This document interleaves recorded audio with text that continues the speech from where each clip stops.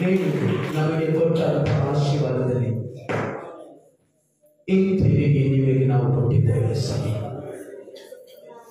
ನೀವು ನಿನ್ನ ಜನರನ್ನು ಆಶೀರ್ವದಿಸು, ಪೋಷಿಸು, ಬಲಪಡಿಸು, ಉತ್ತರಿಸು, ಆಶೀರ್ವದಿಸು. ನಿಮಗೆ ಕೊಡುವವರಿಗೆ ಎಂದಿಗೂ ನೀವು ಸಾಲಗಾರನಲ್ಲ. ಧರ್ಮೋಪದೇಶಗಳನ್ನ 28-14 ನೀವಂತೂ ಸಾಲ ತೆಗೆದುಕೊಳ್ಳುವುದಿಲ್ಲ, ಅನೇಕ ಜನರಿಗೆ ಸಾಲವನ್ನು ಕೊಡುವಿರಿ ಅಂತ ವಾಕ್ಯ ಹೇಳ್ತಾರೆ.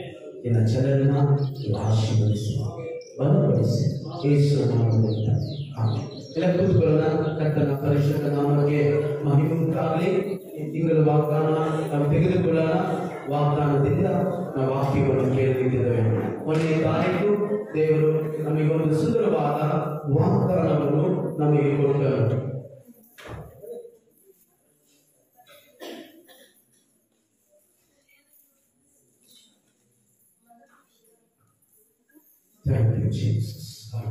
ಎಲ್ಲ ತೆಗೆದವರ ಆದಿಕಾಂಡ 28 ಅದರಲ್ಲಿ ಆದಿಕಾಂಡ 28 ಅದರಲ್ಲಿ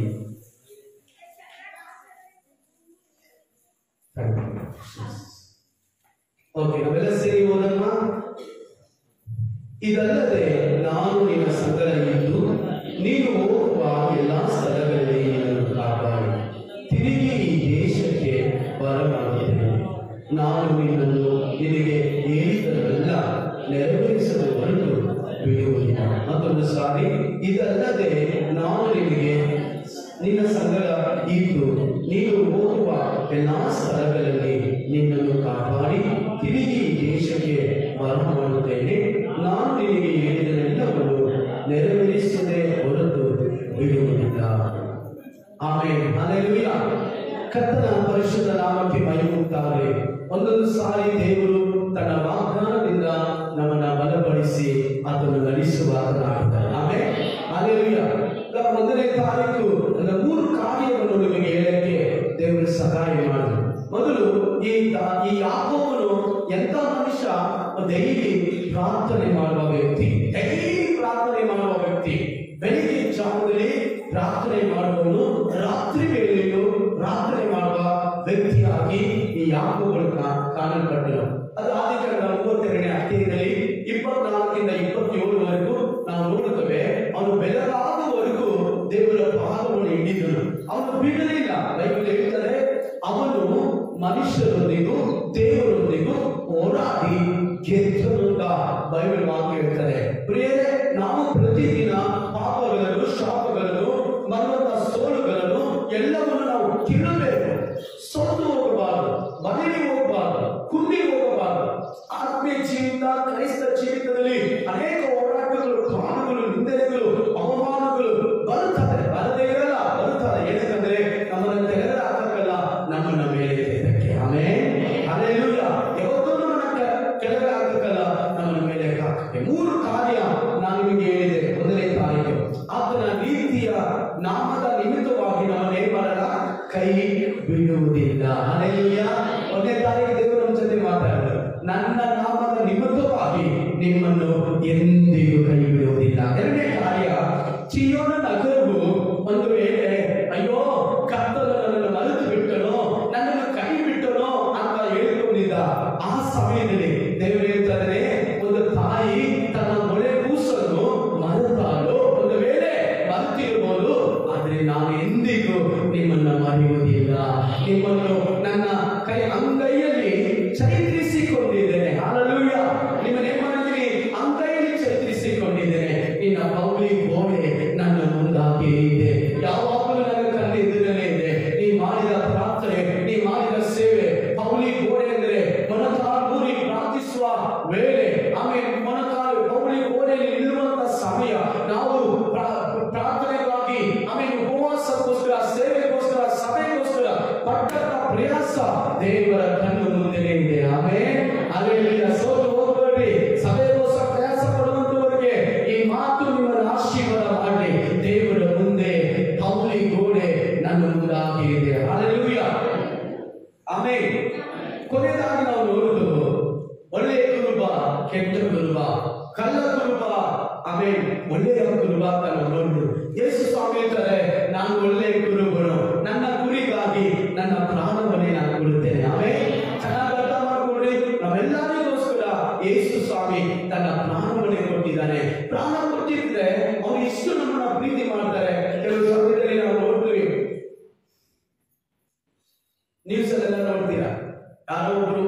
ಪ್ರೀತಿ ಮಾಡಿ ಅವರು ಕೈ ಕೊಟ್ಟಾಗ ಇವರು ಆತ್ಮಹತ್ಯೆ ಮಾಡಿದಾಗ ಹೇಳ್ತಾರೆ, ಅಯ್ಯೋ ಎಷ್ಟು ಪ್ರೀತಿ ಇಟ್ಟಿದ್ರು ನಾವು ಹುಡುಗಿ ಮೇಲೆ, ಆ ಹುಡುಗರ ಮೇಲೆ ಎಷ್ಟು ಪ್ರೀತಿ ಇಟ್ಟಿದ್ರು ಈ ಹುಡುಗಿ. ಅಲ್ಲೇ ಯೇಸು ಸ್ವಾಮಿ ನಮಗೋಸ್ಕರ ಪ್ರಾಣ ಕೊಟ್ಟಿದ್ದಾರೆ ಅಂದ್ರೆ ಆಮೇಲೆ ಅವ್ರು ಎಷ್ಟು ಪ್ರೀತಿ ನಮ್ಮ ಮೇಲೆ ಇಟ್ಟಿದ್ದಾರೆ. ಎಲ್ಲ ಕೈ ಕಟ್ಟಿದೆ. ಆಮೇಲೆ ನಮ್ಮ ದೇವರ ಪ್ರೀತಿ ಶಾಶ್ವತವಾಗಿದೆ. ಆ ಪ್ರೀತಿ ಎಂದಿಗೂ ಮಾಯವಾಗುವುದಿಲ್ಲ. ಹಲ್ಲೆಲೂಯಾ. ಮೋಸ ಮಾಡುವುದಿಲ್ಲ. 1 ಕೊರಿಂಥಿಯ 13ನೇ ಅಧ್ಯಾಯ ಪೂರ್ತಿ 1ರಿಂದ 13ವರೆಗೂ ಅದೆಲ್ಲ ಪೂರ್ತಿ ಎಲ್ಲ ಕೊಟ್ಟಿದೆ.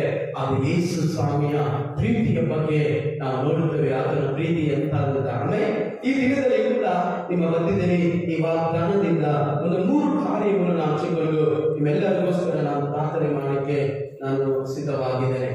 ಆ 25ನೇ 28ನೇ ವಾಕ್ಯದಲ್ಲಿ ಆರಂಭದಲ್ಲಿ ದೇವರು ಹೇಳ್ತಾರೆ ನೋಡ್ರಿ, ಇದಲ್ಲದೆ ನಾನು ನಿನ್ನ ಸಂಗಡ ಇದ್ದು ಸಾಕು. ದೇವರ ವಾಕ್ಯ ಹೇಳ್ತದೆ, ನಾನು ನಿನ್ನನ್ನು ಬಿಡುವುದಿಲ್ಲ ಅಂದ್ರೆ ಅರ್ಥ ಏನು? ನಾನು ನಿನ್ನ ಜೊತೆನೇ ಇರ್ತೇನೆ. ಕೈ ತಟ್ಟಿದೆ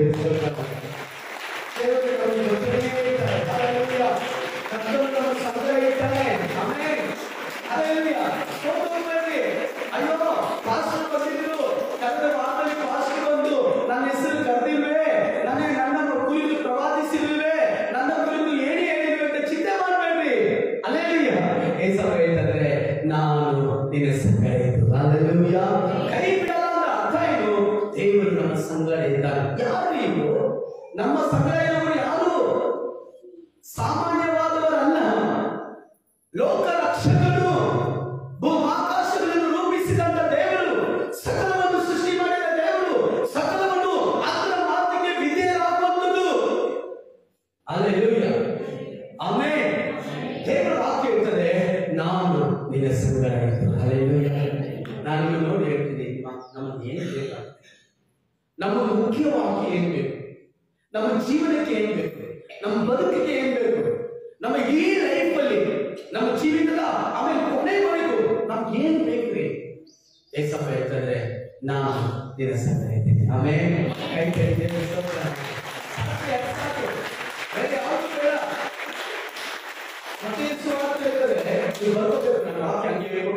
ಸಮಯ ಇಲ್ಲ ಕಾರಣ ನೀವು ಬರ್ಕೋಬೇಕು. 16:26 ಒಬ್ಬ ಮನುಷ್ಯ ಲೋಕವನ್ನೆಲ್ಲ ಸಂಪಾದನೆ ಮಾಡಿ ತನ್ನ ಪ್ರಾಣ ನಷ್ಟವಾದರೆ ಅವನಿಗೆ ಪ್ರಯೋಜನ.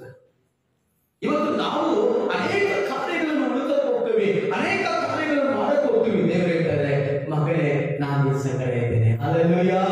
ಎಷ್ಟು ಜನ ಸಂತೋಷವಾಗಿದ್ದಾರೆ? ಕೈ ತಟ್ಟಿ ದೇವರಿಗೆ ಆಮೆನ್ ಅಂತ ಹೇಳಿ. ನೀವು ನಮ್ಮ ಸಂಗಡ ಇರುವುದಕ್ಕಾಗಿ ಸ್ತೋತ್ರ, ನಮ್ಮ ಕುಟುಂಬ ಸಂಗಡ ಇರುವುದಕ್ಕಾಗಿ ಸ್ತೋತ್ರ, ಮಕ್ಕಳ ಸಂಗಡ ಇರುವುದಕ್ಕಾಗಿ ಸ್ತೋತ್ರ, ಸಭೆಯ ಸಂಗಡ ಇರುವುದಕ್ಕಾಗಿ ಸ್ತೋತ್ರ ಸ್ವಾಮಿ. ಹಲ್ಲೆಲೂಯಾ. ಇಲ್ಲಿ ಇರುವಂತ MLA MP ಯಾರೋ ಒಬ್ರು ನಮ್ಮ ಚರ್ಚಲ್ಲಿ ವಿಶ್ವಾಸಿಗಳಾಗಿದ್ರೆ ನಮ್ಗೆ ಎಷ್ಟು ಹೆಮ್ಮೆ. ನಮ್ಮ ಸಭೆಗೆ ಬರ್ತಾರಪ್ಪ, MP ಗುರುಸ್ವಾಮಿ ಆಗಲಿ, ಇನ್ನೊಬ್ಬರಾಗಲಿ, MTV ಆಗಲಿ, ಯಾರಾದ್ರೂ ಬಂದು ಇಲ್ಲಿ ನಮ್ಮ ಸಭೆಯಲ್ಲಿದೆ. ಎಷ್ಟು ಸರಿ ನಮ್ಮ ಸಭೆಯಲ್ಲಿ ಇದ್ದಾರೆ, ನಮ್ಮ ಜೊತೆ ಭಾನುವಾರ ಆರಾಧನೆ ಮಾಡ್ತಾರೆ. ನಾವ್ ಎಲ್ಲಿ ಹೋದ್ರು ಅವ್ರು ನಮ್ಮ ಜೊತೆ ಬರ್ತಾರೆ. ಪ್ರೇಯರ್ ಹೋದ್ರೆ ಎಲ್ಲಿ ಹೋದ್ರು ಬರ್ತಾರೆ. ಹಲ್ಲೆಲೂಯಾ. ಆಮೇಲೆ ಏಸಪ್ಪ ಹೇಳಿದ್ರೆ, ಅವರಿಗಿಂತಲೂ 1000 ಪಟ್ಟು ನಾನು ಮೇಲಾಗಬೇಕು.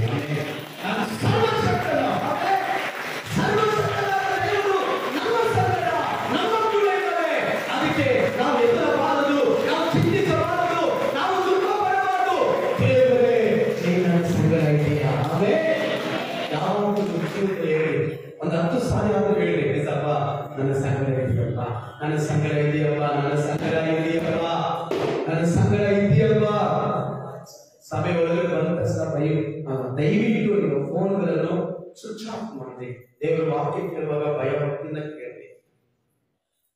ಈ ಪ್ರೆಸ್ ನಾವು ನೋಡಿದ್ದೀರಾ, ದೊಡ್ಡ ದೊಡ್ಡ ವ್ಯಕ್ತಿ ಹತ್ರ ಹೋಗುವಾಗ ಪೆನ್ನು ಪೇಪರ್ ಇಟ್ಕೊಂಡು ಹಂಗೆ ಅವರು ಹೇಳುವಾಗ ಒಂದು ಮಾತು ಕೂಡ ಸಾಕ್ತಾರೆ. ಅವ್ರು ಎಷ್ಟು ಸ್ಪೀಡ್ ಆಗಲಿ, ಆದ್ರೂ ಅದಕ್ಕಿಂತಲೇ ರಾಜಕೀಯ ವ್ಯಕ್ತಿಗಳೆಲ್ಲ ಅವರು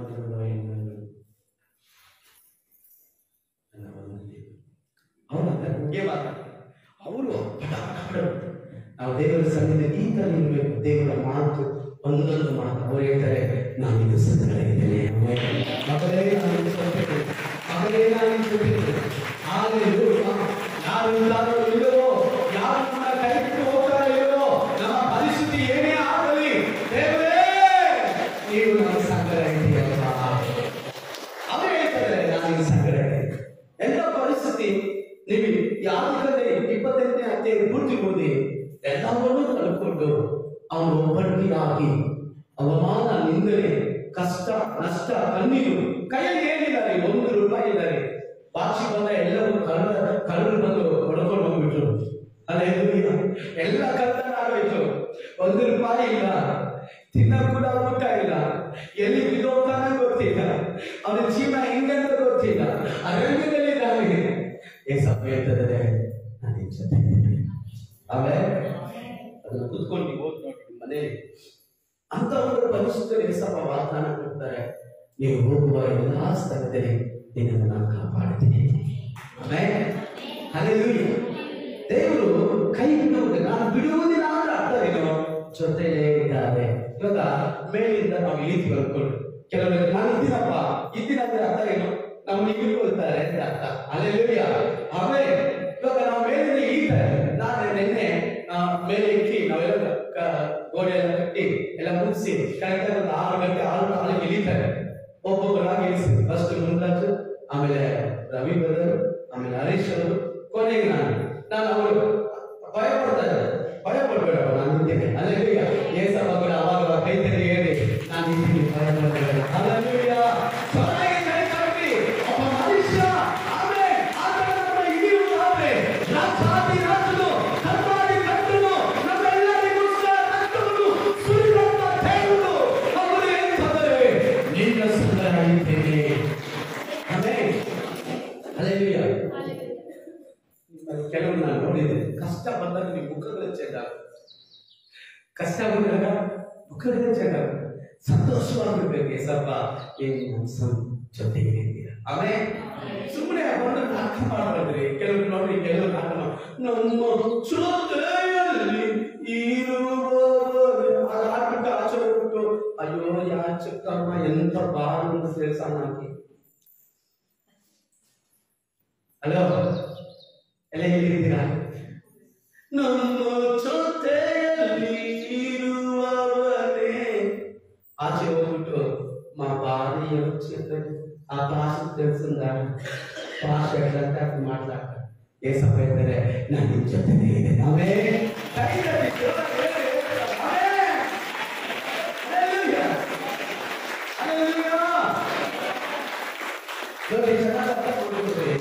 ಯಾರಾದರೂ ನಮ್ಮನ್ನ ನಡೆಸುವವರು ಫುಲ್ಲು ಮೇಲೆ ಅಧಿಕಾರ ಇಟ್ಟಿರ್ತಾರೆ, ನಮ್ಮನ್ನ ಕಾಪಾಡ್ತಾರೆ. ಅಲ್ಲೇನು ನೋಡಿ, ಒಂದು ಮಗು ಇಲ್ಲಿ ಬಿಟ್ಟು ಹೋಗಿದ್ದಾರೆ ಅಂದ್ರೆ ಆ ಮಗು ಮೇಲೆ ಫುಲ್ ಜವಾಬ್ದಾರಿ ನಮ್ಗೆ ಇರುತ್ತೆ. ಎದೆ ದೇಶದಲ್ಲಿ ಮಾತ್ರ ಮಗು ನೋಡ್ಕೋಬೇಕು, ನಮ್ಮ ಮೇಲೆ ತಪ್ಪಾದ ಬರುತ್ತೆ. ಹೌದೇ ಇಲ್ವಾ? ಅಲ್ಲೇ ಆ ಮಗುನ ನಾವು ನೋಡ್ಕೋಬೇಕು.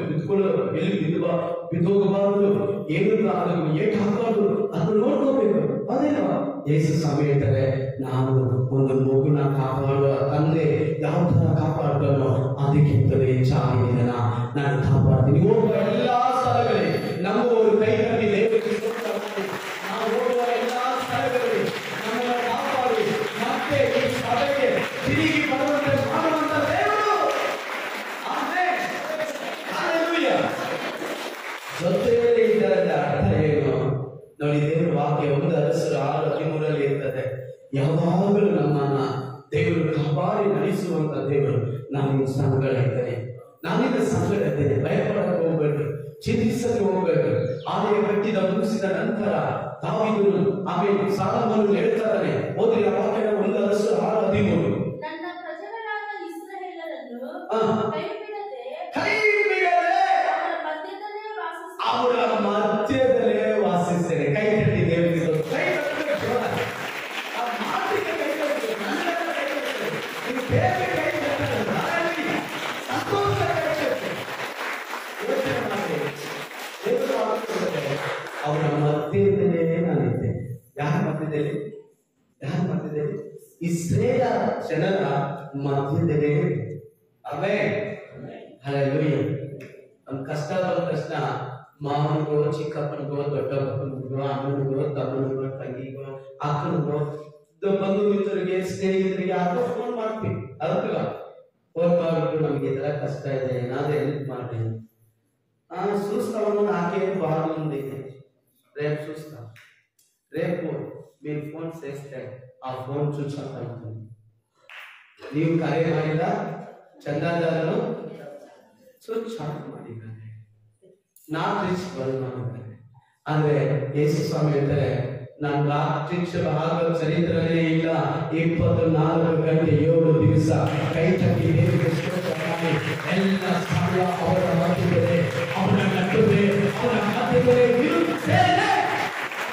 Amen, hallelujah, amen. ದೇವರ ವಾಕ್ಯ ಹೇಳ್ತದೆ, ನಾನು ಅವರನ್ನು ಕೈ ಬಿಡುವುದಿಲ್ಲ, ಅವರ ಮಧ್ಯದಲ್ಲೇ ಇದ್ದೇನೆ, ಅವರ ಜೊತೆಗೆ ಹೇಳ್ತಾರೆ. ಯಾರ ಜೊತೆ? ಸಾವಿನ ರೋಜ ಏಜೆಂಟ್ ಸಭೆ ವಿಶ್ವಾಸಿಗಳು. ಆಮೇಲೆ ನಿಮ್ಮ ಜೊತೆ ಯೇಸಪ್ಪ ಇದ್ದಾರೆ. ನೀವು ಹಿಂಗ್ ಬರ್ತೀರ, ಯಾಕೆ ನಿಮ್ ಜೊತೆ ಯಾರಿದ್ದಾರೆ? ಯೇಸಪ್ಪ ಇದ್ದಾರೆ. ಅದು ನೀವು ಬರೋದು ನೋಡಿದ್ರೆ ಇವಾಗ ಅವಾಗ ಮಣ್ಣು ಸೇರ್ತಾರ. ಆಮೇಲೆ ಯೇಸಪ್ಪ ನಮ್ಮನ್ನ ಕೈ ಬಿಡಲ್ವೇ? ಬೈಬಲ್ ಹೇಳ್ತದೆ, ನಾವು ಅವ್ರನ್ನ ಕೈ ಬಿಡದೆ ಅವರ ನಡುವೆ ಅವರ ಮಧ್ಯದಲ್ಲಿ ನಾನು ಇರುತ್ತೇನೆ. ಆಮೇಲೆ ಬಿಡುವುದಿಲ್ಲ ಅರ್ಥ ಏನು? ಅವರ ಜೊತೆ ಇರ್ತೇನೆ. ಆಮೇಲೆ ಮತ್ತೆ 28:20 ಇರ್ತದೆ, ಇವರ ಸಮಾಪ್ತಿವರೆಗೂ ಎಲ್ಲಾ ದಿವಸ. ಯಾವತ್ತೂ ಭಾನುವಾರ ಮಾತ್ರ ಅಲ್ಲ. ನೀವೆಲ್ಲ ಏನ್ ಮಾಡ್ತೀರಾ? ಭಾನುವಾರ ಮಾತ್ರ ಆರಾಧನೆಗೆ ಬರ್ತೀರಾ, ಭಾನುವಾರ ಮಾತ್ರ. ಅಲ್ಲ ಸಹೋದರ, ಇಲ್ಲೋರಿ ಭಾನುವಾರ ಮಾತ್ರ ನೀವು ಬರ್ತೀರಾ, ಭಾನುವಾರ ಮಾತ್ರ ದೇವರು ಬರ್ತೀರಾ. ಆದ್ರೆ ಯೇಸು ಹಬ್ಬ ಭಾನುವಾರ ಅಲ್ಲ, ಎಲ್ಲಾ ದಿವಸ ನಿಮ್ಮನ್ನು ನೋಡದೆ ಅವರ ಕೆಲಸ. ಆಮೇಲೆ ಇವಾಗ ಸಮಾಪ್ತಿಯವರೆಗೂ ಎಲ್ಲಾ ದಿವಸ ನಿಮ್ಮ ಸಂಗಡ. ನಾನು ನಿಮಗೆ ಆಜ್ಞಾಪಿಸಿದ ಎಲ್ಲವನ್ನು ಕಾಪಾಡಿಕೊಳ್ಳುವುದಕ್ಕೆ ಅವರಿಗೆ ಉಪದೇಶ ಮಾಡಿರಿ. ನೋಡಿರಿ, ನಾನು ಯುಗದ ಸಮಾಪ್ತಿಯವರೆಗೂ ಎಲ್ಲಾ ದಿವಸ ನಿಮ್ಮ ಸಂಗಡ ಇರುತ್ತೇನೆ. ಕೈ ಕಟ್ಟಿ ಹೇಳಿ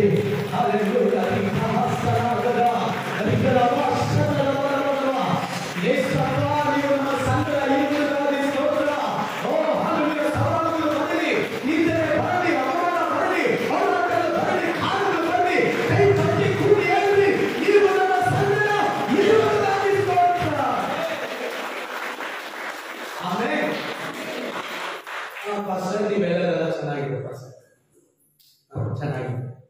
ದೇವರು ನಮ್ಮ ಸಂಗಡ ಇದ್ರೆ ಯಾಕೆ ಕಷ್ಟ? ಅದಲ್ಲ ನಿಮ್ಗೋಷ್ಟೇ. ಕೆಲವರು ನೋಡ್ತಾ ಇದ್ದಾರೆ, ನೀವ್ ಹೇಳೋದು ಕರೆಕ್ಟ್ ಪಾಸ್ಟರ್. ದೇವರು ನಮ್ಮ ಸಂಗಡ ಇದ್ರೆ ನಮ್ಗೆ ಯಾಕೆ ಕಷ್ಟ? ಎರಡನೇ ಕಾರ್ಯ ಬರ್ಕೊಳ್ಳಿ. ಒಂದು, ನಮ್ಮ ದೇವರು ನಮ್ಮನ್ನು ಬಿಡುವುದಿಲ್ಲ ಅಂದ್ರೆ ಅರ್ಥ ಏನು? ನಮ್ಮ ಜೊತೆಯಲ್ಲೇ ಇದ್ದಾನೆ. ಆಮೇಲೆ ನಮ್ಮ ಕೂಡವೇ ಇದ್ದಾನೆ. ಹಲ್ಲೆಲೂಯಾ, ನಮ್ಮ ಮಧ್ಯದಲ್ಲೇ ಇದ್ದಾನೆ. ಇವಾಗ ಸಮಾಪ್ತಿವರೆಗೂ ಎಲ್ಲಾ ದಿವಸ ನಮ್ಮ ಸಂಗಡ ಇದ್ದಾನೆ. ಆಮೇಲೆ ಎರಡನೇ ಕಾರ್ಯ, ದೇವರು ನಮ್ಮ ಜೊತೆ ಇದ್ದಾನೆ. ಅರ್ಥ ಏನು? ನಮ್ಮ ಮುಂದಾಗಿ ಹೊರಟು ಹೋಗ್ತಾನೆ. ಆಮೇಲೆ ಧರ್ಮೋಪದೇಶ ಚಂದ 31:8 ವಾಕ್ಯ ಹೋಗಿ, ಅವರು ಮುಂದೆ ಹೋಗುವಂತ ದೇವರು, ಜೊತೆಯಲ್ಲಿರುವಂತ ದೇವರು ಮಾತ್ರ ಅಲ್ಲ, ನಮ್ಮ ಮುಂದಾಗಿ ಹೋಗುವಂತ ದೇವರು. ಹಲ್ಲೆಲೂಯಾ. ಮುಂದೆ ಹೋಗೋರು ಒದೆ ಬಿಡ್ತಾರೆ, ಹಿಂದೆ ಬರೋರು ಒದೆ ಬಿಡ್ತಾರೆ. ಮುಂದೆ ಹೋಗುವವರಿಗೆ ಒದೆ ಬಿಡ್ತಾರೆ, ಹಿಂದೆ ಬರುವವರಿಗೆ ಒದೆ ಬಿಡ್ತಾರೆ. ಮುಂದೆ ಇರುವವರಿಗೆ ಒದೆ ಬೀಳ್ತಾರೆ, ಮುಂದೆ ಬರುವವರಿಗೆ ಅಪಾಯ, ಮುಂದೆ ಬರುವವರಿಗೆ ಡೇಂಜರ್. ಆದ್ರೆ ದೇವರು ಹೇಳ್ತಾರೆ, ಡೇಂಜರ್ ನಾನು ನೋಡ್ಕೋತೀನಿ, ನಾನು ಹಿಂದೆ ಬಾ ಮಗನೇ. ಆಮೇಲೆ ಕೈ ತಟ್ಟಿ ದೇವರಿಗೆ ಸ್ತೋತ್ರ ಮಾಡ್ತಾರೆ. ಕೈ ಬಿಡುವುದಿಲ್ಲ ಅಂತ ಅರ್ಥ ಏನು? ದೇವರು ಹೇಳ್ತಾರೆ, ನಾವು ನಿನ್ನ ಮುಂದಾಗಿ ಹೋಗುತ್ತೇನೆ, ಮಾರ್ಗಗಳನ್ನು ಸರಳ ಮಾಡ್ತಾನೆ, ಚಿಹ್ನೆಗಳನ್ನು ಸಮ ಮಾಡ್ತಾನೆ, ಹಾವುಗಳ ಕದಗಳು ಮುರಿಯುತ್ತಾನೆ, ಕಬ್ಬಿಣದ ಅಗಲಿಗಳನ್ನು ಮುರಿದು ಬಿಡುತ್ತಾನೆ. ಆಮೇಲೆ ಒಂದು ದೇವರು ಹೇಳ್ತಾರೆ, ನಿಮ್ಮ ಜೊತೆಯಲ್ಲೇ ಇರ್ತೀನಮ್ಮ. ಅದೇ ಎರಡನೇದಾಗಿ ಹೇಳ್ತಾರೆ, ನಾನು ನಿನ್ನ ಮುಂದಾಗಿ ಹೋಗುತ್ತೇನೆ. ಕ್ರಿಸ್ಮಸ್ ಮೀಟಿಂಗ್ ಮುಂದಾಗಿ ದೇವರು ಹೋಗ್ತಾ ಇದ್ದಾರೆ. ನಮಗಿರುವಂತಹ ಸವಾಲುಗಳು, ನಿಂದನೆಗಳು, ಅವಮಾನಗಳು, ಚಾಲೆಂಜಸ್ಗೆ ಮುಂದಾಗಿ ಯೇಸು ಸ್ವಾಮಿ ಮುಂದೆ ಹೋಗ್ತಾರೆ. ಹಲ್ಲೆಲೂಯಾ. 6ನೇ ವಾಕ್ಯ ಓದಿ. ಅದರಲ್ಲಿ 31:6. ನೀವು ಶೂರರಾಗಿ ಧೈರ್ಯದಿಂದಿರಿ, ನೀವು ಶೂರರಾಗಿ ಧೈರ್ಯವಾಗಿರಿ, ಅವರಿಗೆ ಅಂಜಬೇಡಿ, ಕಳವಳ ಪಡಬೇಡಿ. ನಿಮ್ಮ ದೇವರಾದ ಯೆಹೋವನು ನಿಮ್ಮ ಸಂಗಡ ಇರ್ತಾರಲ್ವಾ? ಆತನು ನಿಮ್ಮನ್ನು ಕೈ ಬಿಡುವುದಿಲ್ಲ, ಅಪಜಯಕ್ಕೆ ಗುರಿಪಡಿಸುವುದಿಲ್ಲ ಎಂದು ಹೇಳಿದರು. 7ನೇ ವಾಕ್ಯ. ಆಗ ಮೋಶೆ ಯೆಹೋಶುವನನ್ನು ಕರೆದು ಇಸ್ರಾಯೇಲರ ಮುಂದೆ ಅವನಿಗೆ ಯೆಹೋವನು ಇವರ ಪಿತೃಗಳಿಗೆ ಪ್ರಮಾಣ ಮಾಡಿ ದೇಶಕ್ಕೆ ಇವರೊಡನೆ ಹೋಗಿ ಅದನ್ನು ಅವರಿಗೆ ಸ್ವಾಧೀನಪಡಿಸಬೇಕು. ಅದಾದರಿಂದ ಶೂರನಾಗಿ ಧೈರ್ಯದಿಂದಿರು, ಯೆಹೋವನು ತಾನೇ ನಿನ್ನ ಮುಂದುಗಡೆ ಹೋಗುವನು, ಆತನೇ ನಿನ್ನ ಸಂಗಡ ಇರುವನು, ನಿನ್ನನ್ನು ಅಪಜಯಕ್ಕೆ ಗುರಿಪಡಿಸುವುದೇ ಇಲ್ಲ, ಕೈ ಬಿಡುವುದಿಲ್ಲ, ಅಂಜಬೇಡ, ಧೈರ್ಯದಿಂದಿರು ಎಂದು ಹೇಳಿದನು. ಮೋಶೆ ತೀರಿ ಹೋಗುವಂತ ಸಮಯ. ಇನ್ನೇನು ಮೋಶೆ ಸತ್ತು ಹೋಗ್ತಾನೆ, ಪಾಸ್ಟರ್ ತೀರಿ ಹೋಗ್ತಾರೆ. ಇವಾಗ ಯೆಹೋಶುವನಿಗೆ ಗೊತ್ತಿಲ್ಲ, ಇವನು ಗೊತ್ತು ಈ ಜನರು ಸರಿ ಇಲ್ಲ, ನಮ್ಮ ಪಾಸ್ಟರ್ ಮೋಸಸ್ಸಿಗೆ ತುಂಬಾ ತೊಂದರೆ ಕೊಟ್ಟವರು, ಅವನು ರೇಗಿಸಿದವರು, ಅವನು ಕೋಪಪಡಿಸಿದವರು, ಅವನ್ನ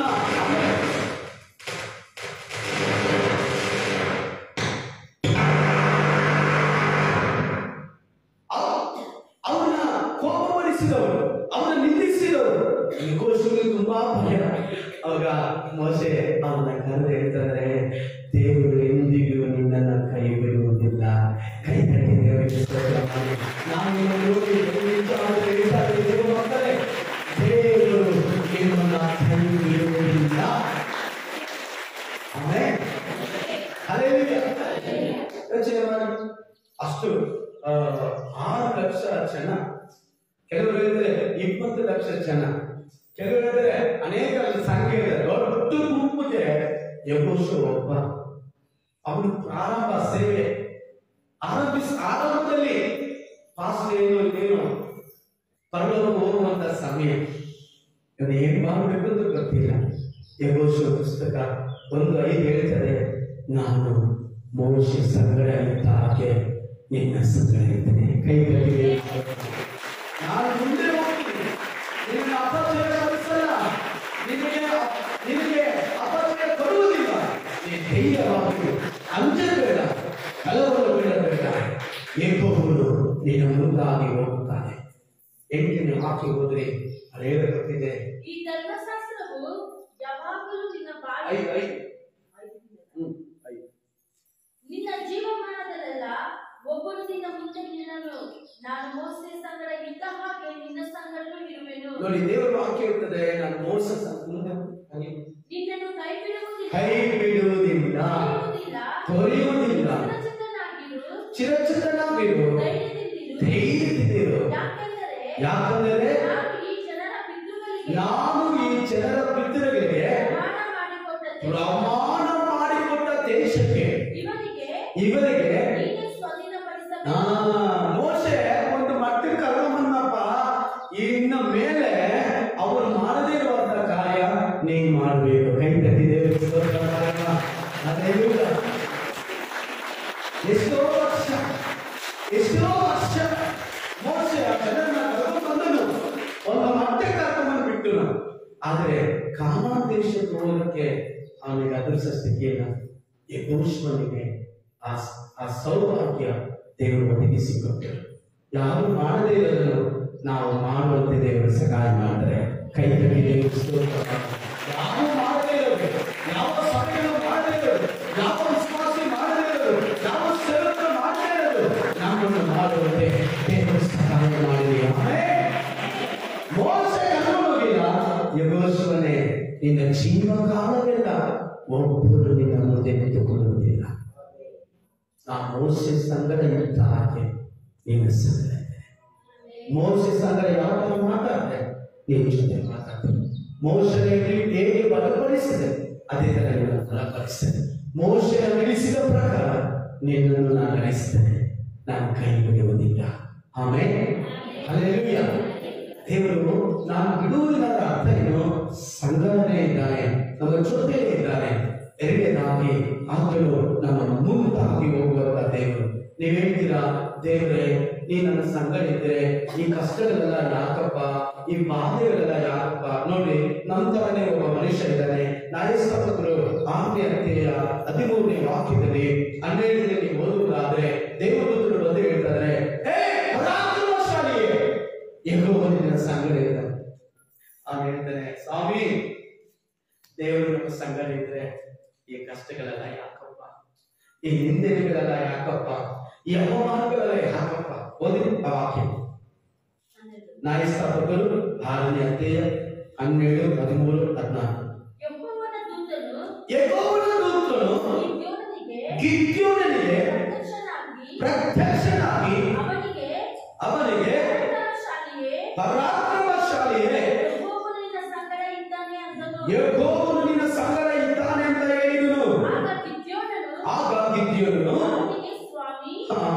ಸ್ವಾಮಿ ಯೆಹೋವನು ನಮ್ಮ ಸಂಗಡ ಇದ್ದಾನೆ, ಇವೆಲ್ಲ ಯಾಕಪ್ಪ? ಈ ಕಷ್ಟ, ಈ ಕಣ್ಣೀರು, ಈ ನೋವು, ಈ ಅವಮಾನ, ನಿಂದನೆಗಳು, ಕಷ್ಟಗಳು. ನಮ್ಮ ಹಿರಿಯರು ಯೆಹೋವನು ನಮ್ಮ ದೇವರು ಅದ್ಭುತಗಳನ್ನು ನಡೆಸಿ ನಮ್ಮನ್ನು ತಮ್ಮನ್ನು ಐಗುಪ್ತದಿಂದ ಬಿಡಿಸಿದೆಂಬುದಾಗಿ ವಿವರಿಸುತ್ತಿದ್ದರು. ಅಂತ ಅದ್ಭುತಗಳನ್ನು ಈಗಿಲ್ಲವೇ? ಆತನು ನಮ್ಮನ್ನು ತಿರಸ್ಕರಿಸಿ ಮಿದ್ಯಾನರ ಕೈಗೆ ಒಪ್ಪಿಸಿದನಲ್ಲ ಅನ್ನಲು ಯೆಹೋವನು ಅವನನ್ನು ಚೆನ್ನಾಗಿ ನೋಡಿ, ನಾನು ನಿನ್ನನ್ನು ಕಲಿಸುತ್ತೇನೆ, ಹೋಗು, ಈ ನಿನ್ನ ಬಲದಿಂದ ಇಸ್ರಾಯೇಲರನ್ನು ಮಿದ್ಯಾನರಿಂದ ಬಿಡಿಸು ಎಂದು ಹೇಳಿದರು. Amen, hallelujah.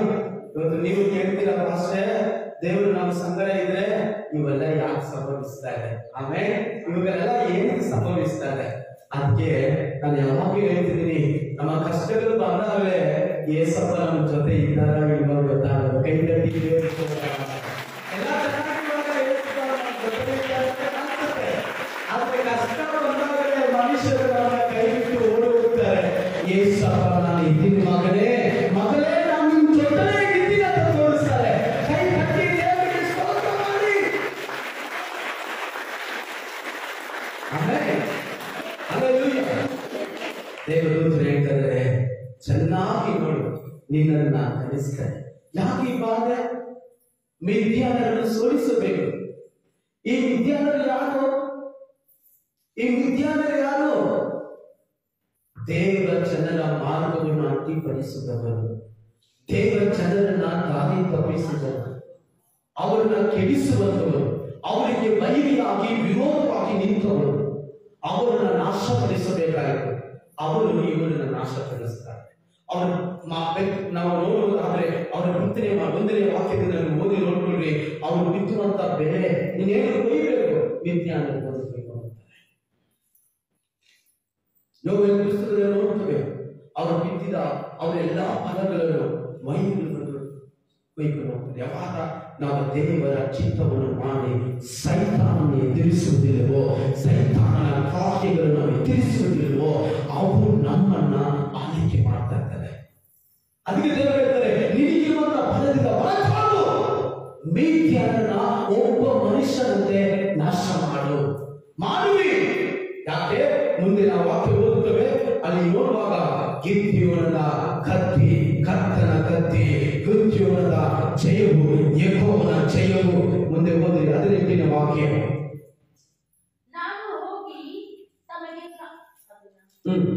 ನಾನು ಹೋಗಿ ತಮಗೆ ಕಾಣಿಕೆಯನ್ನು ತೆಗೆದುಕೊಂಡು ಬರುವವರೆಗೆ ತಾವು ಈ ಸ್ಥಳವನ್ನು ಬಿಡಬಾರದು ಎಂದು ವಿನಯಿಸಲು ಆತನು ನೀನು ಹೋಗಿ ತಿರುಗಿ ಬರುವವರೆಗೂ ನಾನು ಇಲ್ಲೇ ಇರುವೆನು ಅಂದನು. ನಾವು ಮುಂದೆ ಹೋಗುವುದಾದ್ರೆ ದೇವರು ಇವನ ಮೂಲಕವಾಗಿ ಮಿಥ್ಯಾನರನ್ನ ಸಂಪೂರ್ಣವಾಗಿ ಸೋಲಿಸ್ತಾರೆ. ಹಲ್ಲೆಲೂಯಾ. ಪ್ರಿಯ ದೇವಚರರೇ, ನಿಮ್ಮಲ್ಲಿರುವಂತ ಮಾಂಸದ ಕ್ರಿಯೆಗಳು, ನಿಮ್ಮಲ್ಲಿರುವಂತ ಹೆಮ್ಮೆ, ನಿಮ್ಮಲ್ಲಿರುವಂತ ಅಹಂಭಾವ, ನಿಮ್ಮಲ್ಲಿರುವಂತ ಕಾರ್ಯಗಳು ಅದು ಕರ್ತನಿಗೆ ವಿರೋಧವಾಗಿ ನಿಲ್ಲುತ್ತಾರೆ. ಅದು ಕರ್ತನಿಗೆ ವಿರೋಧವಾಗಿ ನಿನ್ನ ಎಬ್ಬಿಸ್ತಾರೆ. ಆಗ ಮಿಥ್ಯಾನದ ಸ್ಪಿರಿಟ್ ನಿಮ್ಮನ್ನ, ಆ ಮಿಥ್ಯಾನದ ಆತ್ಮ ನಿಮ್ಮನ್ನ ವಂಚಿಸ್ತಾ ಇದ್ದಾರೆ. ನೀವು ಅದನ್ನ ಜಯಿಸುವಾಗಲೇ ನೀವು ಜಯವನ್ನು ಗಳಿಕೆ ಸಾಧ್ಯ. ದೇವರು ನನ್ನ ಸಂಗಡ ಇದ್ದಾನೆ, ನಾನು ಭಯ ಪಡುವುದಿಲ್ಲ. ದೇವರು ಅವರ ಸಂಗಡ ಇದ್ದಾರೆ.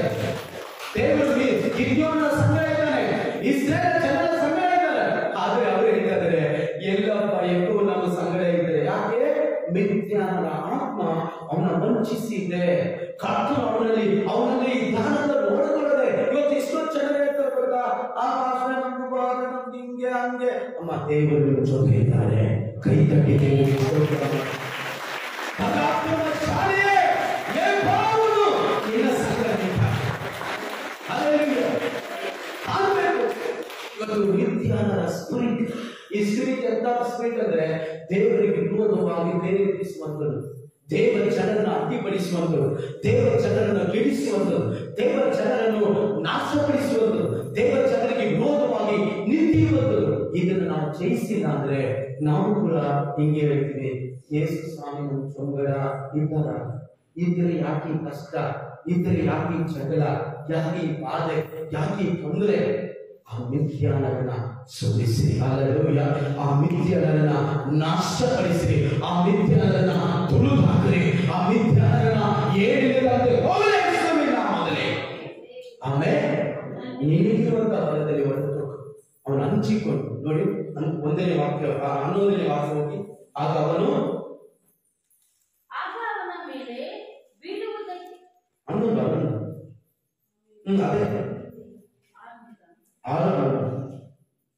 ಆಮೇಲೆ ಯೆಹೋವನ ದೂತನು ಬಂದು ಗುಡಾರದಲ್ಲಿದ್ದ ಎಳವೃಕ್ಷದ ಗಿಡದಲ್ಲಿ ಕೂತುಕೊಂಡನು. ಅದು ಅಬಿಯಾಚರನ ಗೋತ್ರದವನಾದ ಆಗಿದ್ದು ಅವನ ಮಗನಾದ ಗಿದ್ಯೋನನು ಮಿದ್ಯಾನನಿಗೆ ಗೊತ್ತಾಗದಂತೆ. ಹಲ್ಲೆಲೂಯಾ. ಭಯದಿಂದ, ಅದನ್ನೇ ವಾಕ್ಯ ನೋಡಿ, ಭಯದಿಂದ, ನಡುಕದಿಂದ ಅವನು ಏನ್ ಮಾಡ್ಬೇಕು ಗೊತ್ತಿಲ್ಲ. ಇವತ್ತು ಅನೇಕ ದೇವರ ಮಕ್ಕಳು ಭಯದಲ್ಲೇ ಇದ್ದಾರೆ.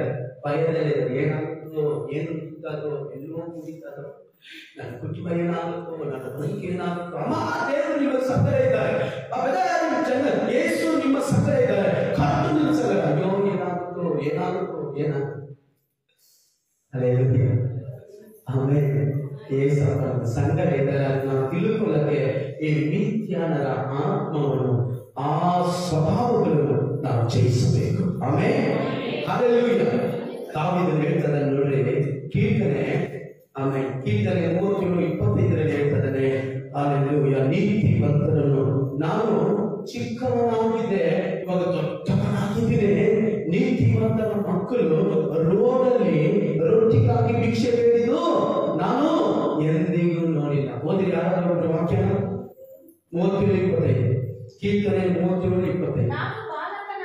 ನೋಡಿ, ನಾನು ಬಾಲಕನಾಗಿದ್ದೆ, ಇವಾಗ ನಾನು ವೃದ್ಧನಾಗಿದ್ದೇನೆ. ಇದುವರೆಗೂ ನೀತಿವಂತನು ರೊಟ್ಟಿಗಿಲ್ಲದೆ, ದಿಕ್ಕಿಲ್ಲದೆ ಬಿದ್ದಿರುವುದನ್ನಾಗಲಿ ಅವನ ಸಂತತಿಯವರು ಭಿಕ್ಷೆ ಬೇಡಿ ತಿನ್ನುವುದನ್ನು ನೋಡಲಿಲ್ಲ. ಕೈ ಕಟ್ಟಿ ದೇವರಿಗೆ ದೇವರ ಸಂಗಡ ಇದ್ದಾನೆ. ಯಾವುದು ನಿಮ್ಗೆ ಯಾರಿಗಾದ್ರೂ ಮೂಢನಂಬಿಕೆ ಇಲ್ಲದೆ ಯಾರಾದ್ರೂ ಇದ್ರೆ ಎದ್ದೇಳಿ ನೋಡಿ, ಪಾಸ್ಟರ್ ಅಕ್ಕಿ ಕೂಡ ಇಲ್ಲ ಪಾಸ್ಟರ್, ಏನಿಲ್ಲ ಪಾಸ್ಟರ್, 3 ದಿನ ಆಯ್ತು ಪಾಸ್ಟರ್ ಅಂತ ಬೈಬಲ್ ಹೇಳ್ತಾರೆ. ನೀತಿವಂತನು, ನಾನು ಬಾಲಕನಾಗಿದ್ದೆ, ಇವಾಗ ವೃದ್ಧನಾಗಿದ್ದೇನೆ, ವಯಸ್ಸಾಗಿದೆ, ಮುದುಕನಾಗಿದ್ದೇನೆ. ನೀತಿವಂತರು ಭಿಕ್ಷೆಯನ್ನು ನೋಡಲೇ ಇಲ್ಲ. ಕೈ ತಟ್ಟಿ ದೇವರಿಗೆ ನಮ್ಮ ದೇವರು ನಮ್ಮ ಸಂಗಡ ಇದ್ದಾರೆ. ನೀತಿವಂತರ ಸಂಗಡ ದೇವರ ಹುಡುಕುವಂತ ಮಕ್ಕಳು ಪ್ರಾರ್ಥಿಸುವ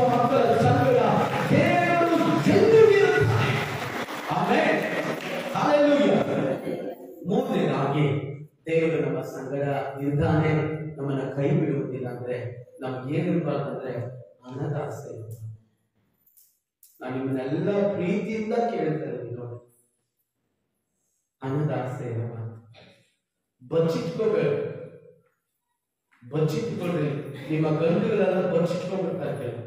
ದೇವರಿಗೂ ಕೊಡಲ್ಲ, ಅಲ್ಲಿ ಪಂಚರ್ ಆಗಿರ್ತಾನೆ, ಅಲ್ಲಿ ಒಂದು 1,000 ರೂಪಾಯಿ ಖರ್ಚು ಮಾಡಿರ್ತಾನೆ, ಅಲ್ಲಿ ಪೊಲೀಸಿಗೆ ಒಂದು 1,000 ರೂಪಾಯಿ ಕೊಟ್ಟಿರ್ತಾನೆ, ಅಲ್ಲಿ ಹೋಗಿ ಏನೋ ತೊಂದರೆ ಆಗಿದ್ರೆ ಖರ್ಚು ಕಟ್ಟಾಗಿರ್ತಾನೆ, ಅಲ್ಲಿ 300 ರೂಪಾಯಿ ಕೊಟ್ಟಿರ್ತಾನೆ. ಅದು ದೇವರಿಗಂತೂ ಕೊಡಲ್ಲ. ಅವನಿಗೇನು ಹಣದ ಆಸೆ. ದೇವರು ನಿಮ್ಮ ಸಂಗಡ ಇರಬೇಕಾ? ದೇವರು ನಿಮ್ಮ ಮುಂದೆ ಹೋಗಬೇಕಾ? ದೇವರು ನಿಮ್ಮನ್ನ ಕೈ ಬಿಡಬಾರ್ದ? ಹಣದ ಆಸೆ ಇರಬಾರ್ದು.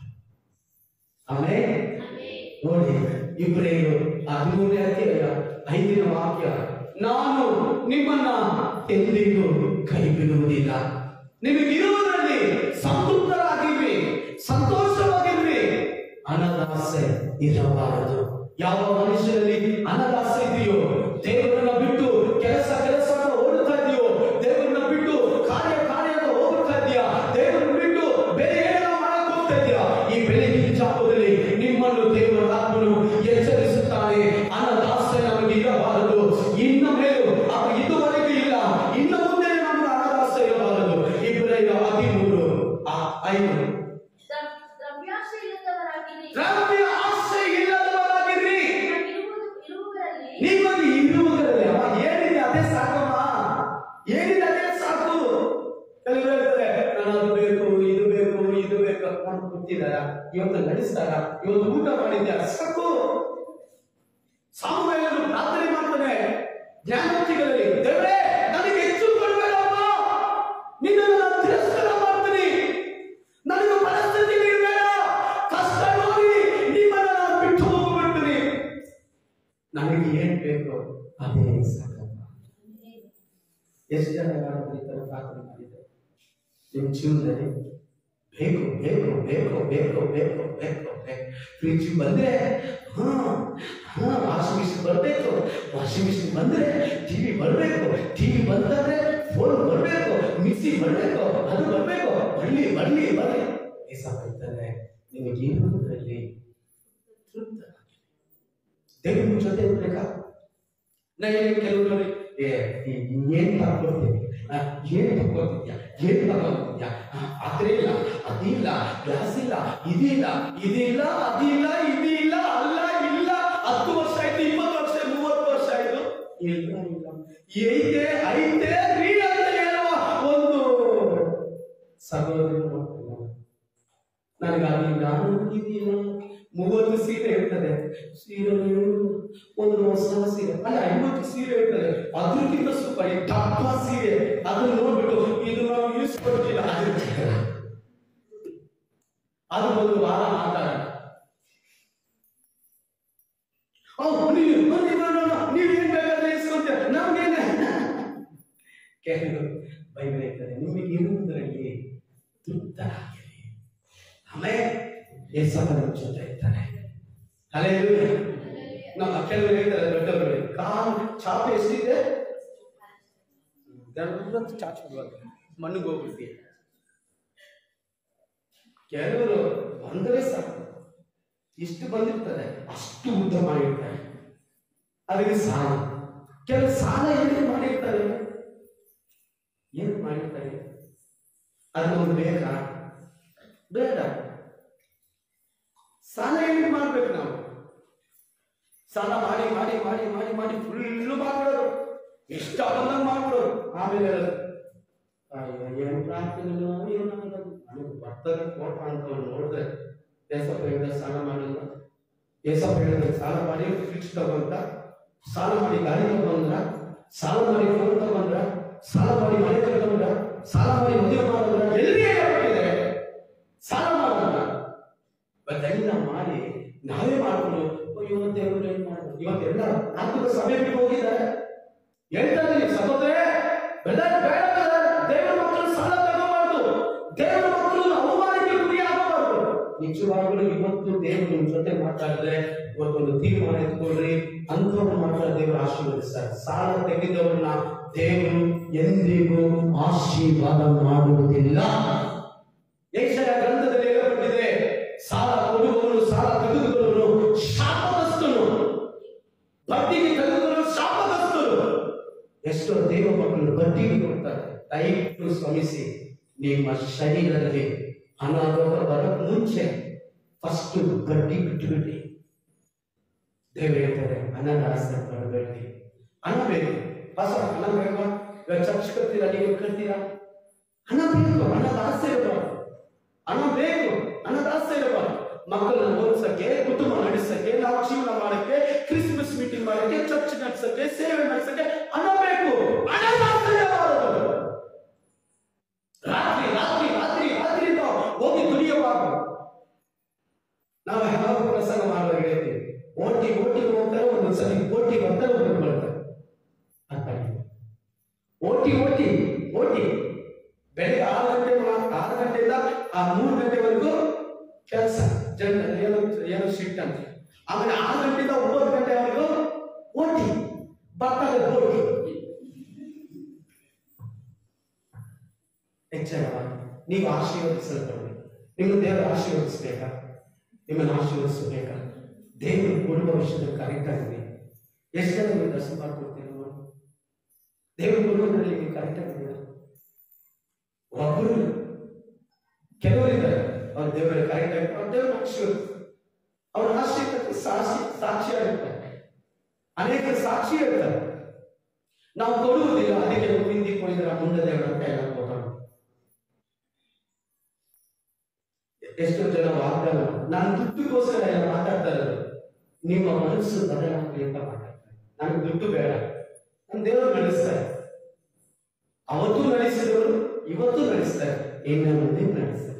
ನೀವು ಕೊಡ್ರಿ, ಕೊಡದೆ ಹೋಗ್ರಿ, ಎಲ್ಲ ಕಟ್ತೀವಿ, ಎಲ್ಲ ಮಾಡ್ತೀವಿ, ದೇವರು ಕೊಟ್ಟೆ ಕೊಡ್ತಾರೆ. ಅದು ಸಮಸ್ಯೆ ಅಲ್ಲ, ಕಟ್ಟೋದು ಸಮಸ್ಯೆ ಅಲ್ಲ, ಮಾಡೋದು ಸಮಸ್ಯೆ ಅಲ್ಲ, ನೀವು ಸಮಸ್ಯೆ. ಬೈಬಲ್ ಹೇಳ್ತದೆ ಹಣದ ಆಸೆ, ದ್ರವ್ಯ ಆಸೆ ನಮಗಿರಬಾರದು. ಮತ್ತೆ ಸುವಾರ್ತೆ 6:24 ವಾಕ್ಯ ಓದಿ ನೋಡಿಕೊಳ್ಳ್ರಿ. ಹಣವನ್ನು ದೇವರನ್ನು ಪ್ರೀತಿಸಕ್ಕಾಗಲ್ಲ, ಹಣವನ್ನು ದೇವರನ್ನು ಸೇವಿಸಕ್ಕಾಗಲ್ಲ. ಹಣ ತಗೋಬೇಡ ಸಹೋದರ ಸಹೋದರಿ, ಸ್ವಲ್ಪ ಕೂತು ಪ್ರಾರ್ಥನೆ ಮಾಡು, ಸ್ವಲ್ಪ ಕೂತು ದೇವರ ಮುಂದೆ ಹತ್ತು ಹೋರಾಡು. ದೇವರು ನಿಮ್ ಜೊತೆ ಇರಬೇಕಾ? ಇವತ್ತು ಕೆಲಸ ಓಡೋಗಿ ಸಭೆಯನ್ನು ಬಿಟ್ಟು ಓಡೋಗಿದ್ದಾರೆ. ಪಾಸ್ಟರ್ ಮಾತು ಅವರು ಕೇಳಿಲ್ಲ. ಅದು ಮಾಡ್ಬೇಕು, ಇದು ಮಾಡ್ಬೇಕು, ಗೇಟ್ ಇಕ್ಬೇಕು, ಕಾಂಪೌಂಡ್ ಹಾಕ್ಬೇಕು, ಬೋಲ್ಡ್ ಹಾಕ್ಬೇಕು, ಅದು ಮಾಡ್ಬೇಕು, ಸಾಲ ಮಾಡಿ ದೇವರಿಗೆ ಬಿಟ್ಟು ನೋಡೋದು. ನೀನು ಹೋಗ್ತೀಯ, ನಾನು ಹುಷಾರ್.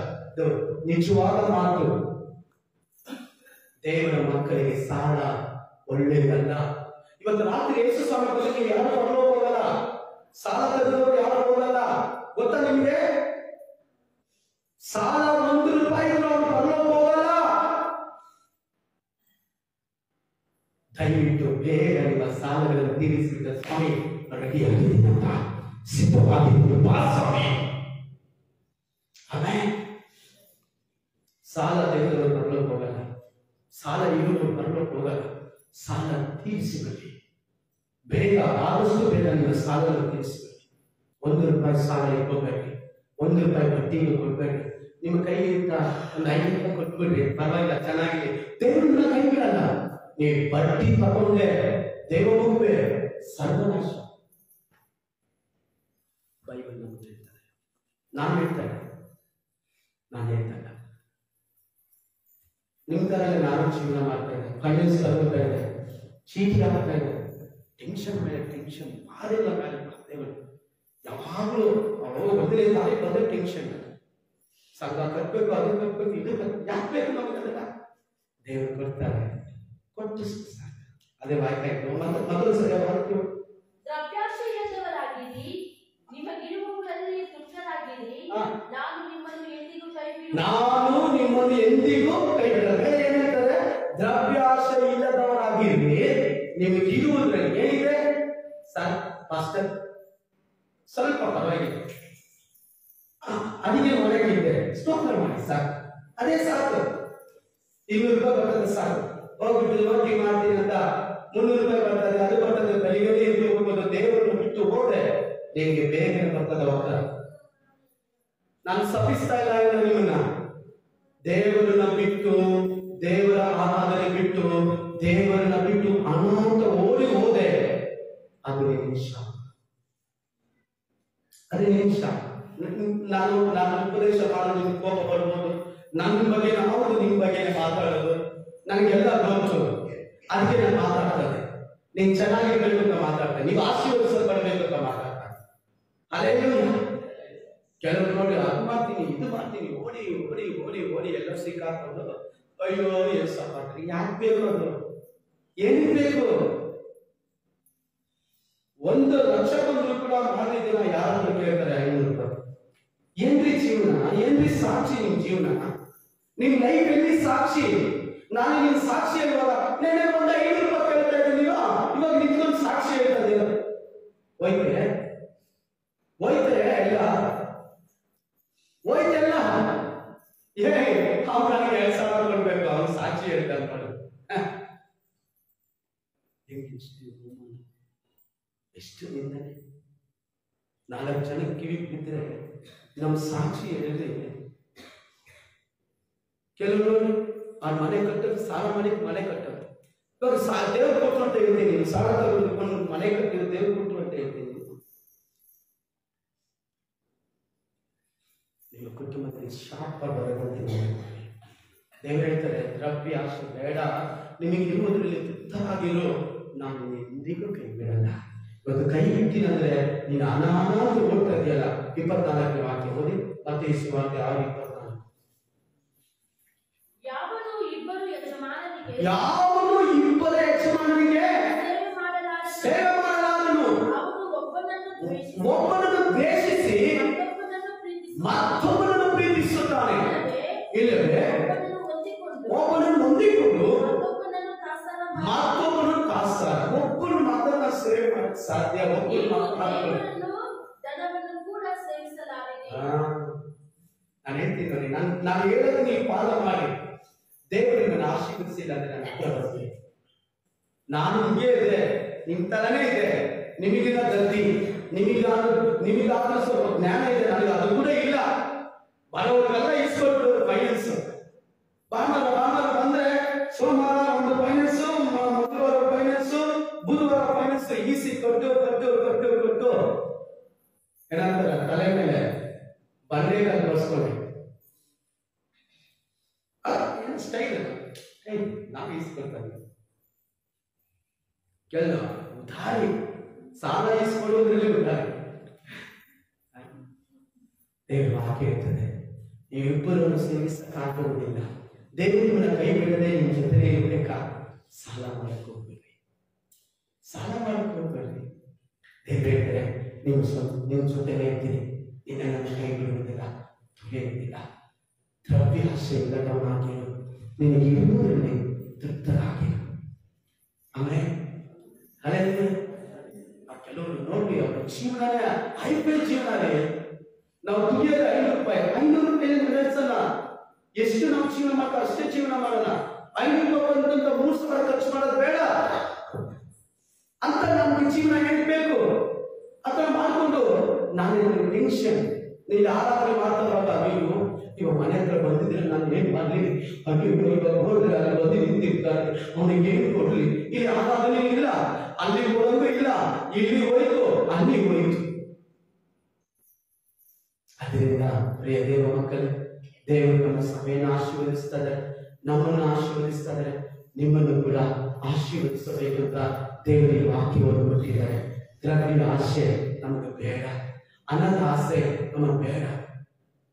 ಒಂದಿನ ರೆಸ್ಟ್ ಕೊಡಿ, ಪರವಾಗಿಲ್ಲ, ಮನೇಲಿ ಇರ್ಲಿ, ದುಡಿದು ಹೋಗ್ಬೇಡಿ. ದೇವರೇ, ನಾವು ನಮ್ಮ ನಂಬಿಕೆ ಕೆಲಸ ಹೋಗಿ ನಾನು ಆಶೀರ್ವದಿಸಲ್ಪಟ್ಟು ನಾನು ಅಂತ ಆಗ್ತೀನಿ ಅಲ್ಲ. ನಾನು ದೇವರ ನಂಬಿದ್ರಿಂದ ದೇವರು ನನ್ನನ್ನು ಆಶೀರ್ವದಿಸ, ಅದೇ ನಂಬಿಕೆ. ಕೈ ಕಟ್ಟಿ ದೇವರಿಸೋದು.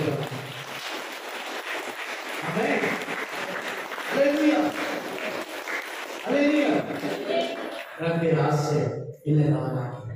ನಿಮ್ಮ ಕುಟುಂಬನ ದೇವರು ಆಶೀರ್ವದಿಸ್ತಾರೆ, ನಿಮ್ಮ ಜೀವಿತವನ್ನು ಆಶೀರ್ವದಿಸ್ತಾರೆ.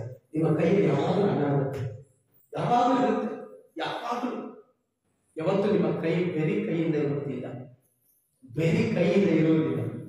ಅಲ್ಲೇ ಆಮೇಲೆ ಒಂದು ದಿನ ಪಾಸ್ಟರ್ ನಂದುಗುರಿಗೆ ಬಂದು, ಅದೇ ಸಮಯದಲ್ಲಿ ಮಕ್ಕಳನ್ನ ಸ್ಕೂಲಿಂದ ಕರ್ಕೊಂಡು ಹೋಗ್ಬೇಕಾಗ್ತದೆ. ಅಲ್ಲಿ ಹೋಗ್ಬಿಟ್ಟು ಪಾಸ್ಟರ್ಗೆ ಟೀ ಇಸ್ಕೊಟ್ವಿ, ಮೊಟ್ಟೆ ಇಸ್ಕೊಟ್ವಿ ಎಲ್ಲ ಒಂದು 180 200 ಆಯಿತು. ಜೋಬಲ್ಲಿ ಕೈ ತೆಗೆದು ಪರ್ಸು ಮನೆಯಲ್ಲಿ ಹೋಗ್ಬೇಕು, ₹1 ಇಲ್ಲ. ಏನ್ ಮಾಡೋದು ಈ ಸೇವಕರು, ಏನ್ ಮಾಡೋದು? ಟಕ್ಕ ಲಾಸ್ಟ್ ಆಯ್ತು. ಅಲ್ಲಿ ಪಕ್ಕದಲ್ಲಿ ನನಗೆ ಪರಿಚಯರವರು ಒಬ್ರು ಇದ್ದಾರೆ, ಅವ್ರ ಹತ್ರ ಹೋಗಿ ಅದೇ ನಾನು ಫೋನ್ ಪೇ ಕಳಿಸ್ತೀನಿ, ಒಂದು 500 ಕೊಡಿ ಅಂತ ಹೇಳಿ ಫೋನ್ ಪೇ ಒಂದು ನಿಮಿಷಕ್ಕೆ ನನಗೆ ಒಂಥರ ಅನುಮಾನ ಆಗಬೇಕು. ಅಯ್ಯೋ ಸೇವಕರ ಮುಂದೆ ನಾನು ಏನಪ್ಪ ಮಾಡ್ವಿ, ಏನ್ ಮಾಡಾಗ ಮಕ್ಕಳಿಗೆಲ್ಲ ಅವರೇ ಇಸ್ಕೊಟ್ರು ಮಕ್ಕಳಿಗೆ ಏನಾರ ಬೇಕಂತ. ಅದೇ ನಾವು ಕೊಡಬೇಕು ಹೆಂಗಾದ್ರು. ನೋಡಿದ್ರೆ ₹1 ಇಲ್ಲ. ಎಲ್ಲಾ ಜೋಬಲ್ಲಿ ಕೈ ಬಿಡ್ತೀನಿ, ₹1 ಹೆಂಗೋ ಫೋನ್ ಎತ್ಕೊಂಡು ಹೋಗಿದೆ. ಫೋನ್ ಎತ್ಕೊಂಡು ₹5 ಫೋನ್ ಪೇ ಮಾಡಿ 500 ಇಸ್ಕೊಂಡು ಹೋಗಿ ನಮಗೆ ನೋಡಿ. ದೇವರ ಮಕ್ಕಳಿಗೆ ಭಯ ಇರ್ಬೇಕ್ರಿ. ಸಾಲ ಮಾಡಕ್ಕೋ ಸಾಲ ಆಮೇಲೆ ಮಾಡಕ್ಕೆ ಹೋಗಬಾರ್ದು. ನಾವು ಎಂದಿಗೂ ಅಲ್ಲೇನಿಲ್ಲ. ನಾನು ಇವತ್ತು ಆಶೀರ್ವದಿಸಲ್ಪಟ್ಟಿದ್ದರಿಂದ ಏನಾದ್ರೂ ಮುಖ್ಯವಾದ ಒಂದು ಕಾರಣ, ನಾನು ಸಾಲ ತೆಗೆದುಕೊಂಡಿದ್ದೀನಿ. ಆಮೇಲೆ ನಾನು ನೋಡಿ, ನಾನು ಚಾಲೆಂಜ್ ಮಾಡ್ತೀನಿ, ಒಂದು 4 ಜನಕ್ಕೆ ಫೋನ್ ಮಾಡಿದ್ರೆ ಒಂದು 2 ಲಕ್ಷ ಆದರೂ ನನಗೆ ಸಾಲ ಬರ್ತಾರೆ. ನನ್ನ ಮೇಲೆ ನಂಬಿಕೆ ಇದೆ, ನನ್ನ ಮೇಲೆ ಭರವಸೆ ಇದೆ. ಯಾಕಂದ್ರೆ ನಾನು ಯಾವತ್ತೂ ನಾನು ಆ ಥರ ಜೀವನ ಮಾಡಿಲ್ಲ. ಮುಗಿಸ್ಕೊಳ್ಳೋದು, ನಾನು ಹೇಳಿದ ಟೈಮ್ ಕೊಡದೇ ಇರೋದು ಯಾವತ್ತೂ ನಾನು ಮಾಡಲ್ಲ. ಚೆನ್ನಾಗಿ ಅರ್ಥ ಮಾಡ್ಕೊಡ್ರಿ. ಸಾಲ ತೆಗೆದುಕೊಳ್ಬಾರ್ದು. ಆಮೇಲೆ 4 ಜನಕ್ಕೆ ಫೋನ್ ಮಾಡಿದ್ರೆ ಬರ್ತಾರೆ. ನಾವು ಯಾಕೆ ಸಾಲ ತೆಗೆದುಕೊಳ್ಬೇಕು? ಆಮೇಲೆ ಏನಾಗ್ತದೆ ಗೊತ್ತಾ? ಹಣದ ಮೇಲೆ ಕಟ್ತಾರೆ. 7 ಲಕ್ಷ ಕೊಡ್ಬೇಕು, 2 ಲಕ್ಷ ಕೊಡ್ಬೇಕು. ಆಮೇಲೆ ಆತ್ಮ ಭಾರ ಹೋಗಿ ಎಲ್ಲ ಸ್ವರ್ಮ ಭಾರ ಹೋಗುತ್ತೆ. ಕಾಸಾಕ್ರಿ ಕಾಣಿಕಾಗ್ರಿ ಅದಾಗಬಾರ್ದು ಎಂದಿಗೂ. ಆಮೇಲೆ ದ್ರವ್ಯಾಶಯದವನಾಗಿರು, ನಿನಗೆ ಇರುವುದರಲ್ಲಿ ತೃಪ್ತನಾಗಿರು. ಆಮೇಲೆ ನಾನಿದನ್ನು ಕೈ ಬಿಡುವುದಿಲ್ಲ. ಅಲ್ಲೇಲೂಯ. ಆಮೇಲೆ ದೇವರು ನಮ್ಮನ್ನ ಕೈ ಬಿಡದೆ ಇರಬೇಕಾದ್ರೆ ಅನೇಕ ಕಾರ್ಯಗಳಿದೆ. ಒಂದು 3 ಕಾರ್ಯ ನಾನು ಹೇಳಿ ನಿಮಗೋಸ್ಕರ ಪ್ರಾರ್ಥನೆ ಮಾಡ್ತೇನೆ. ನೋಡಿ, ಕೀರ್ತನೆ 37:28 ಹೇಳ್ತದೆ, ನಮ್ಮ ದೇವರು ನ್ಯಾಯವನ್ನು ಓದಿ. 3 ಕಾರ್ಯ ಯೇಸು ಸ್ವಾಮಿ ನಿಮ್ಮನ್ನ ಕೈ ಬಿಡದೆ ಇರಬೇಕಾದ್ರೆ.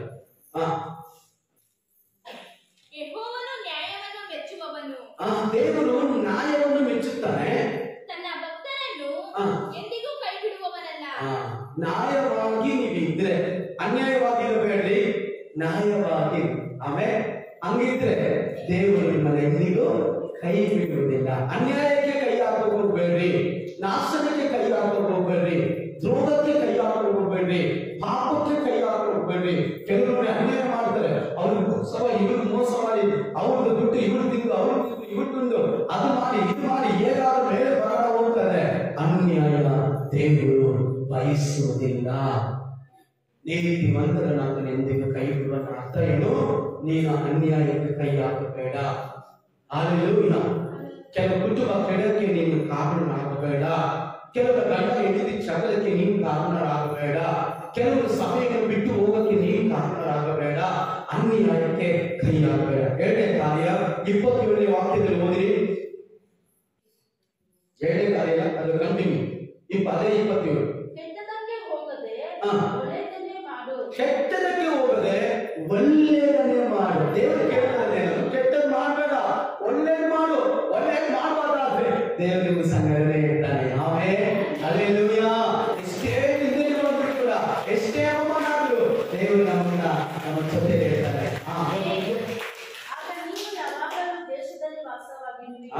ನಾವು ಯಾವಾಗಲೂ ವಾಸವಾಗಿದ್ದೀವಿ. ದೇವರು ಮೀಕ 6:8 ಹೇಳ್ತಾರೆ, ಎದೋ ನಿನ್ನ ಹತ್ರ ಏನು ಕೇಳ್ತಾನೆ? ಎದೋ ನಿನ್ನ ಹತ್ರ ಚಿನ್ನ ಕೇಳಿಲ್ಲ, ಬಂಗಾರ ಕೇಳಿಲ್ಲ, ಆಸ್ತಿ ಕೇಳಿಲ್ಲ, ಅಂತಸ್ತು ಕೇಳಿಲ್ಲ. ಏನ್ ಕೇಳ್ತಾನೆ ನೋಡಿ? ಮೀಕ 6:8. ಮನುಷ್ಯನೇ ಒಳ್ಳೆಯದು ಇಂಥದೇ ಎಂದು ಯೆಹೋವನು ನಿನಗೆ ತೋರಿಸಿದನಷ್ಟೇ. ನ್ಯಾಯವನ್ನು ಆಚರಿಸುವುದು, ಕರುಣೆಯಲ್ಲಿ ಆಸಕ್ತನಾಗಿರುವುದು, ನಿನ್ನ ದೇವರಿಗೆ ನಮ್ರವಾಗಿ ನಡೆದುಕೊಳ್ಳುವುದು ಇಷ್ಟನೇ ಹೊರತು ಯೆಹೋವನು ನಿನ್ನಿಂದ ಇನ್ನೇನು ಅಪೇಕ್ಷಿಸುವನು. ಏನಪ್ಪ ಅಪೇಕ್ಷಿಸ್ತಾನೆ? ಪರಿಶುದ್ಧನಾಗಿರು, ಎಲೆಡಿಕೆ ಹಾಕಬೇಡ, ಪಾಪ ಮಾಡಬೇಡ, ಎಣ್ಣೆ ಹೊಡಿಬೇಡ, ಕೆಟ್ಟ ಮಾತಾಡಬೇಡ, ತಂದೆ ತಾಯಿನ ಸನ್ಮಾನಿಸು, ನೀನ್ ಹೆಂಡತಿನ ಪ್ರೀತಿ ಮಾಡು, ನೀನು ಗಂಡನ ಪ್ರೀತಿ ಮಾಡು, ಮಕ್ಕಳನ್ನ ಪ್ರೀತಿ ಮಾಡು, ನೀನ್ ಕರೆಕ್ಟ್ ಆಗಿ ನಡಿ. ದೇವರು ನಿನ್ನಿಂದ ಯಾವ್ದು ಕೇಳ್ತಾರೆ? ಕೆಲವು ಹೇಳಿದ್ರೆ ನಾನು ದೇವರಿಗೆ ಅದು ಕೊಟ್ಟೆ, ಇದು ಕೊಟ್ಟೆ, ಎಂದು ಕೊಟ್ಟೆಯ? ದೇವರು ಕೇಳ್ತಾರೆ ಒಳ್ಳೆದಾಗಲಿ ನಡೆಯ, ಒಳ್ಳೆಯವನಾಗಿ ಜೀವಿಸಯ್ಯ, ಪರಿಶುದ್ಧನಾಗಿ ಜೀವಿಸಯ್ಯ. ಹಲ್ಲೆಲೂಯಾ, ಆಮೇಲೆ ಎರಡನೇ ಕಾರ್ಯ ನೋಡಿ, ಒಂದು ಪೂರ್ವ ಅಂತ 28:9 ಓದಿ ಯಾರಾದವರು? 28:9. ನನ್ನ ಮಗನಾದ ಸೊಲೊಮೋನನೇ, ನೀನಂತೂ ನಿನ್ನ ತಂದೆಯ ದೇವರನ್ನು ಅರಿತುಕೊಂಡು ಸಂಪೂರ್ಣ ಹೃದಯದಿಂದಲೂ ಮನಸ್ಸಂತೋಷದಿಂದಲೂ ಆತನನ್ನೇ ಸೇವಿಸು. ಆಮೇಲೆ ಆತನಿಗೆ ಸೇವೆ ಮಾಡುವಂತ ದೇವಜನರನ್ನು ನೋಡಿ, ಸಂತೋಷವಾಗಿ ಸೇವೆ ಮಾಡಿ, ಮನಪೂರ್ಣವಾಗಿ ಸಂತೋಷ. ಕೆಲವು ಪ್ರೇಯರ್ ಬರದೆ, ಅಯ್ಯೋ ಯಾಕೆ ಒಲೆ ತಿನ್ಬೇಕು ನಾನು ಬರೋದೆ, ಸುಮ್ಮನೆ ಕಾಟಾಚಾರ ಬರೋದು, ಕಾಟಾಚಾರ ಸಭೆಗೆ ಬರೋದು, ಕಾಟಾಚಾರಕ್ಕೆ ಇಲ್ಲಿ ಬರೋದು, ಒಂದು ಮನಪೂರ್ಣಕವಾಗಿಲ್ಲ, ಸಂತೋಷವಾಗಿಲ್ಲ, ಏನೋ ಬರ್ಬೇಕು ಏನೋ ಹೋಗ್ಬೇಕು. ದೇವರ ವಾಕ್ಯ ಹೇಳ್ತಾರೆ, ನನ್ನ ಮಗನೇ, ನಿನ್ನ ದಾವಿದನು ಸಾಲವನ್ನು ನೋಡಿ ಹೇಳ್ತಾನೆ, ನಿನ್ನ ತಂದೆಯಾದ ದೇವರಿಗೆ ನೀನು ಹೆಂಗಿರು, ಆತನ ಮಾರ್ಗದಲ್ಲಿ ಕರೆಕ್ಟ್ ಎಂದು ಸಂತೋಷವಾಗಿ, ಆಮೇಲೆ ಸಂತೋಷವಾಗಿ ಮನಪೂರ್ಣವಾಗಿ ಏನೇ ಮಾತುಗಳ ಕರ್ತನೆಗೆ ಅದನ್ನು ಮನಪೂರ್ಣವಾಗಿ ಮಾಡಿ ದೇವರಿಗೆ ನನ್ನ ಕೈ ಬಿಡುವುದಿಲ್ಲ. ದೇವರು ಕೊಡ್ತೀರಾ, ಸಂತೋಷವಾಗಿ ನೋಡಿ ಕೆಲಸ ಮಾಡ್ತೀರಾ, ಸಂತೋಷ ನೈ ನೈ ನೈ ನೈ ಗುಡುಗುಟ್ಕೊಂಡು ಮಾಡಬೇಡ್ರಿ, ಸಂತೋಷವಾಗಿ ಮಾಡಿ. ಇವಾಗ ಕೂಡ ನಾವೆಲ್ಲ ಕ್ಲೀನ್ ಮಾಡಕ್ ಹೋಗ್ತೇವೆ, ಅದೆಲ್ಲ ರೆಡಿ ಮಾಡಕ್ ಹೋಗ್ತೀವಿ, ಹಾಸ್ಪಿಟಲ್ ಕೆಲಸ ಅವಾಗ ಕೂಡ ಕೆಲಸ ಆಯ್ತು ಮಾಡ್ಬೇಡ್ರಿ. ನಿಮಗೆ ಸ್ವಲ್ಪ ಕಷ್ಟ ಇದೆ, ನೀವು ಹೋಗ್ಬಿಡ್ರಿ, ದಯವಿಟ್ಟು ನಾವು ಮಾಡ್ಕೊಳ್ತೀವಿ. ಇಷ್ಟೆಲ್ಲ ಮಾಡಿದವ್ರಿಗೆ ಅಷ್ಟು ಮಾಡೋದು ಕಷ್ಟ ಇಲ್ಲ. ಗುಡುಗುಟ್ಟಬೇಡ್ರಿ, ಸಂತೋಷವಾಗಿ ಮಾಡಿ. ಆಮೇಲೆ